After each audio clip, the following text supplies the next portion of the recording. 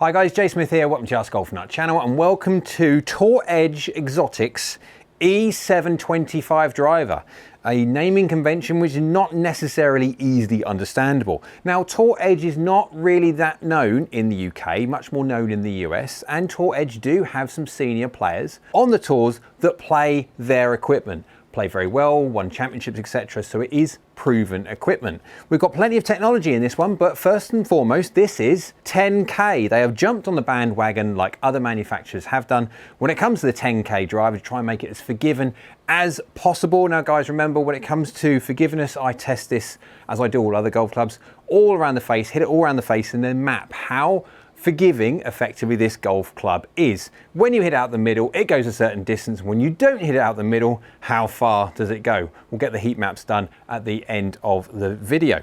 Technology wise, again, we have got that 10K MOI in there for pure forgiveness. You have got that carbon crown. You can see distinctly that it's carbon. It's just said 725 on the top. And at the back, we have the Ridgeback 360. More technology in there to try and stabilize the head. We have a 3D diamond face. Inside there is a lattice work that's very, very complicated behind there to try and make the face as fast as possible when you don't hit the middle. We have a weight at the back, and Ping G430, their max version, had the similar weight at the back, but it wasn't 10K.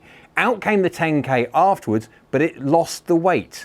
This one has got it, and that weight can be moved in the draw, the neutral, which got it set to, and also in the fade position to try and move your flight a little bit. And it also does come in different weight amounts as well, from quite low to quite high, if you want to change your swing weight, etc. But again, you're going to go through that one, go through the whole custom fit idea, because you do not want to start whacking different weights in there willy-nilly, because you'll have some weird and wonderful results. Best part about this driver is it proves to be slightly cheaper, shall we say, than the other premium big brands, and that's the best thing. If you're going to get the same performance at a cheaper price, why the heck not would you give this a go? We are at a golf course in Illinois. Why? Because this golf club come from Illinois. We're at a par 5, 500 or so yards away from the pin, and apart from this pond to go over, we've got to stay away from the left-hand side there because I can see houses, which I'm assuming is out of bounds. Right, let's go give this one a hit. Down by the golf ball, we have a lovely carbon crown. Not a huge footprint. Again, it is 460, so it's no surprise it's going to be hopefully forgiving with the 10K logo.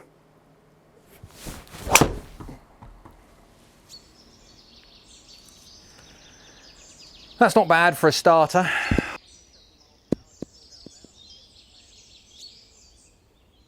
Club head speed 107.5 miles an hour as I warm up. Club path is 0.7 from the inside and face to path is 0.0, so not bad at all. But peaking up at 35 yards in the air and descending at 39.2 degrees descent angle, not too bad, and a spin rate of 2,300.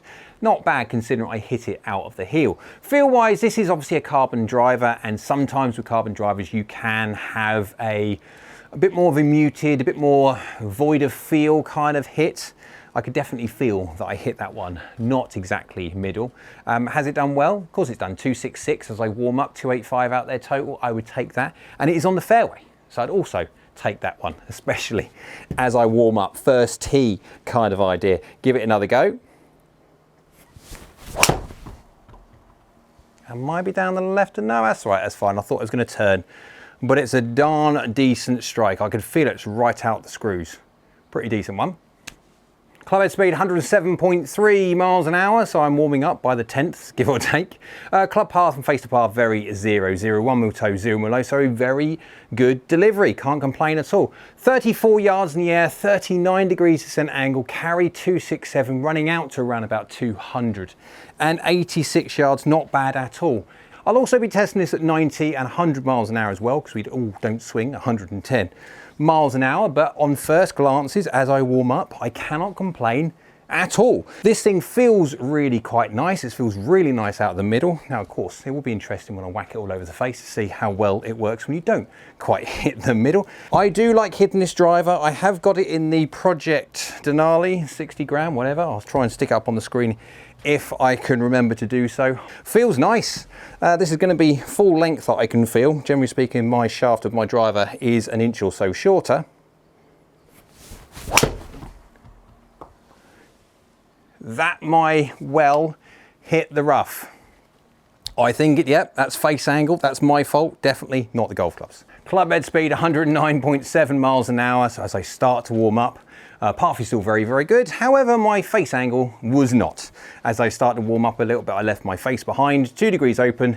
That's why it's missed by 21.9 yards to the right. 1 mil toe, 6 mil low, so half okay strike, slightly low on the face. It's spinning up at 3,000, but it's doing okay. Considering that was not the golf club's fault, that was mine, it's doing fine. It will be interesting to see if I can bomb one as I warm up. 110 miles an hour, 159 ball speed, so that's pretty darn decent. It'd be interesting to see if I can get that carry up 20 yards, if I can bomb one. Shall I go? Yeah, why not? Let's go have a little bit more of a bomb. It may work out poorly doing it this early. Now, is that going to turn too much? I hope not. We should be okay. Stay out of the rough. No, it's fine. Can't complain. Speed 110.6 miles an hour, dialing it up a little bit now. Path is good, 0.1, face is slightly closing, that's why it's given its turn to the left-hand side, 13 millimeters toe, 1 mil low, so not ideal strike. Again, that's going to add a little bit to the turn. Still made the fairway, 278 carry and 295 total. So the Tour Edge Exotics E725 10K driver, very long name, works really well, feels really good. Let's go see how well it works from forgiveness point of view. Let's whack it from all weird and wonderful parts of the face. Let's go see how that heat map gets on. Let's also test this at 90, 100 and 110 miles an hour, because we all don't swing at super tour fast speeds. Let's go see how the Tour Edge Exotics E725 10K driver gets on. All shots now hit with the Tour Edge E725 10K driver, long name, at 3 different swing speeds, 90, 100 and 110 miles an hour, because we all don't swing at tour speeds. I've also captured the forgiveness data as well, the normal heat map data that I do for the irons, but I've had to do it slightly differently with woods because woods have a curved face. So an efficiency one won't just work. I've added some distance factor in there as well. Let's quickly have a look at the information up on the screen. You can see you've got 3 different swing speeds, but we've got the red, the yellow and the blue. The red is 90 miles an hour, the yellow is 100 miles an hour and the blue is 110 miles an hour. Let's have a look at the ball data first. Let's go quickly look at the 90 miles an hour. The red, 131 mile an hour ball speed, launching at 15.9 degrees, spinning at 2,000, so a decent number of spin. Sometimes when you swing slower on a lower spin head especially, you can get very, very low spin numbers, they just fall out the sky. But it's going 222 yards of carry, at peak height 29 yards in the air, and descent angle at 36.1. Why is descent angle important? Descent angle is effectively the angle which that golf ball is coming into the ground. Now on an iron, we all talk about trying to get as much descent angle as possible, as much control into a green as possible, because when you hit your 7 iron, for example, you want an idea that the golf ball is going to go into the green and have some chance of stopping. When it comes to a driver, you don't want that golf ball stopping when it hits the ground, you want it chasing, you want that bounce, bounce and roll. So you want that descent angle under 40 degrees, and it does 36.1. That means, especially in the summertime, again, like this FSX software that I've got running at the moment, it's kind of neutral to a little bit summer, so you're going to get more roll. But in the winter time, you're going to want that coming in as shallow as possible to try and get as much bounce, bounce and roll, although in winter time you're not going to get much. Carry is king. If you go to the yellow, which is 100 miles an hour, 145 miles an hour ball speed, launching at 15.5. No surprise that there's not much difference in the launch, because basically unless I change dynamic loft, angle attacks, face angles, strike and things like that, if you just keep everything else the same and just change speed, launch don't change an iota. We go in 2,300 spin now, 2,278, so it's going up a little bit, but that's speed orientated spin.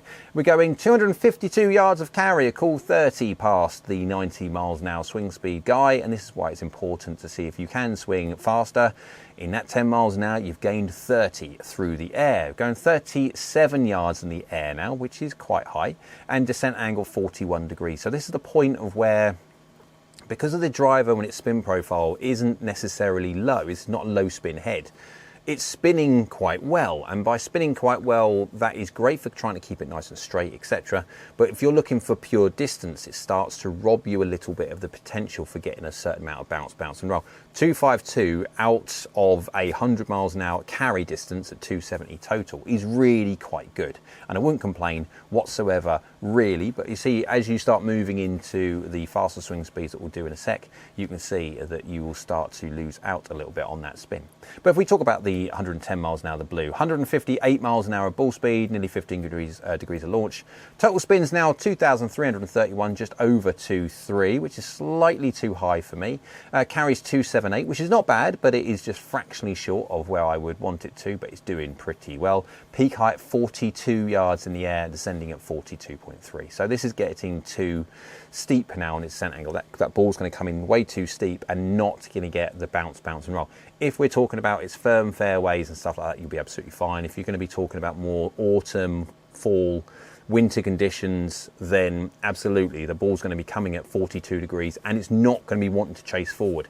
At 42 degrees, it's going to want to stop. And say we've got 21 yards of roll on the Foresight software, but you get this in winter time at 42 degrees, and that's absolutely not. So spin rate launching really good. 14.8 degrees is absolutely fine launch. It's just the spin rate is a fraction too high, so it's just climbing up in the air a little bit and obviously descending a little bit too steep. But again, that's the driver characteristics. If you go by the clubhead data now, we've got 90.6, 100.6, and 110.1. So within half a mile an hour, we are all within 10 mile an hour of each other.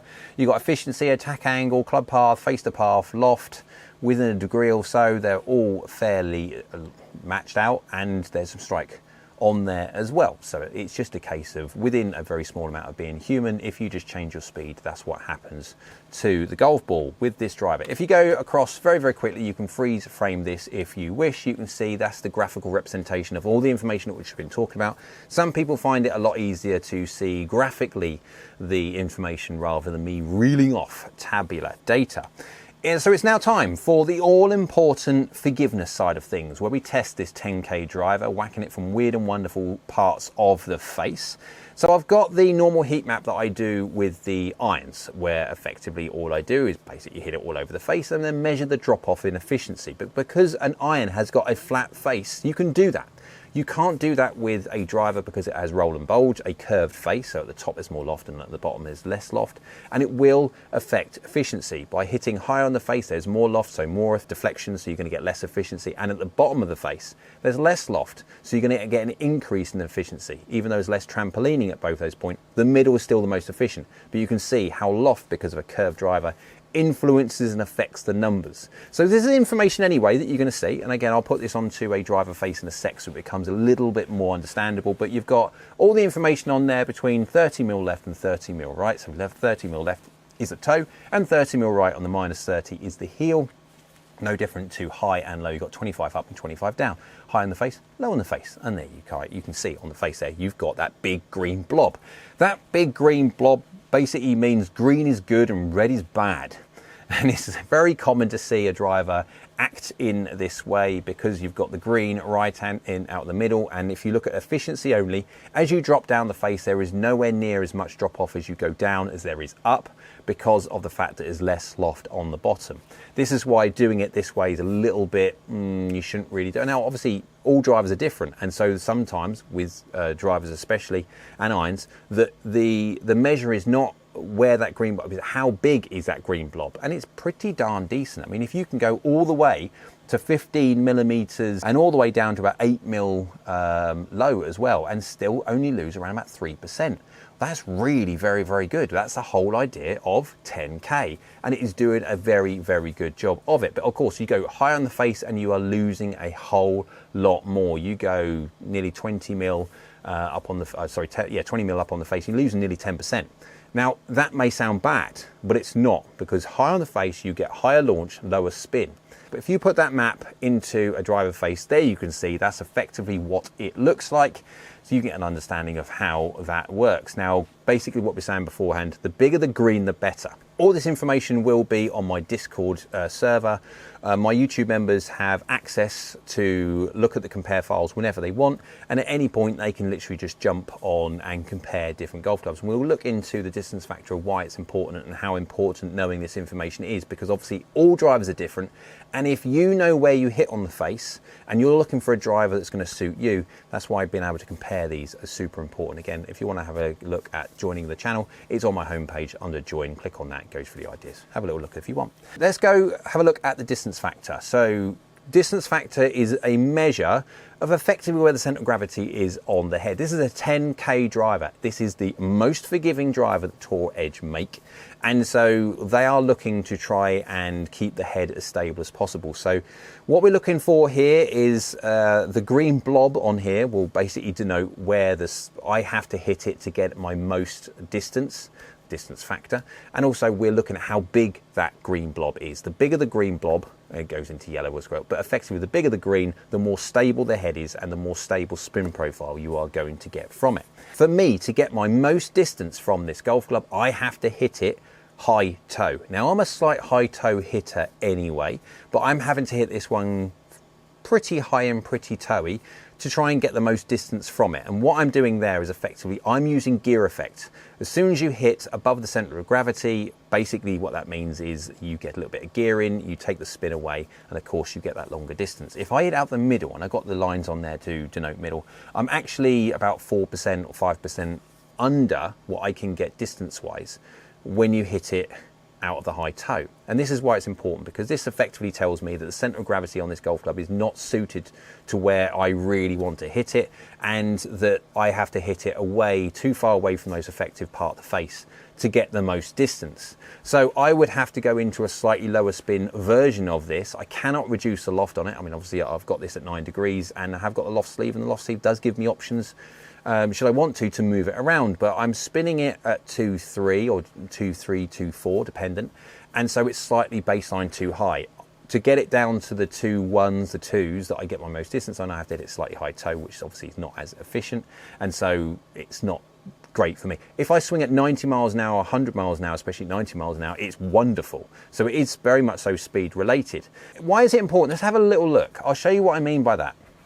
If you go over to the table here and you hit your driver, say 250 yards, let's do the lowest one on there or the highest one at the bottom, 250 yards, and you have a par 4 of 360 yards as an imaginary scenario, and you hit it 250 yards, you have now got, with the power of mathematics, 110 left. Fairly simple 360 minus your drive. Yep.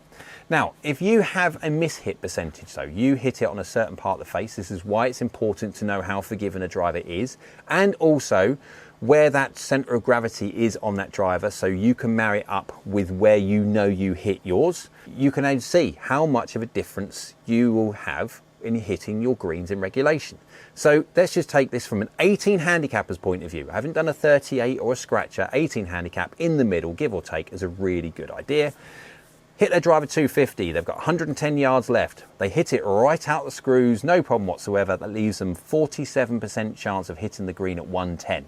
1 in 2. They've got a 50-50 chance of hitting the green. Great, that's statistics, all from our cost, no problem. That same 18 handicap who hits their driver 250, doesn't hit it 250, hits it really poorly and goes down to 18%, that's now 205. Well, that's now got to a point of where they've got 155 yards left, and now their percentage is only 31. We are now down to only 3 in 10, not 1 in 2. It does make a difference. So if you go by the other ones, you can also see the difference between, even if you hit 200 yards and you're 160 yards in, you've got basically a 1 in 3, 30% chance of going on the green. That goes down straight away to 12% if you hit a really poor shot and then cost yourself so much distance. This is why understanding how a driver works relative to you and where you hit it is so important. I hope you can glean by that table alone how important it is that you know that wherever you hit a driver for your pattern, that you have a driver which is favourable for you, so you don't lose out on that valuable yards and your chances of getting on the green. On those heat maps, on those red parts, especially if you are hitting the golf ball in some weird and wide areas on the red that you have on this golf club, if you're hitting it from there, a 20K driver will not work. It is purely, you need lessons rather than searching for equipment that is going to make your golf better. You need to be having a little look at sort of where you're hitting on the face. If you can keep it in and around the planet of somewhere near the middle, then obviously yes, but if you're hitting around the perimeter, of course, there's no driver on the planet that's going to help that. But it works very, very well. I like the price, where the fact that it sits in that little zone of working like a premium driver. This does work like a premium driver, but is not in any way, form set at the premium prices. It is a huge option, a really thoughtful option for many, many people that can't justify the spending of a 500 or 600 pound driver, wants to spend around about 350 pounds or so, and can do that with this new Tour Edge idea. So hope you liked the video. If you did, there's a like button down there, click that one. YouTube likes, so do I. Down there also is a subscribe button. It's free. It is brilliant for the channel if you could subscribe, so thank you. Next to that is a bell icon. That's a notification bell. If you click that one, that will notify you next time I upload another video. Hope you're well. See you again soon.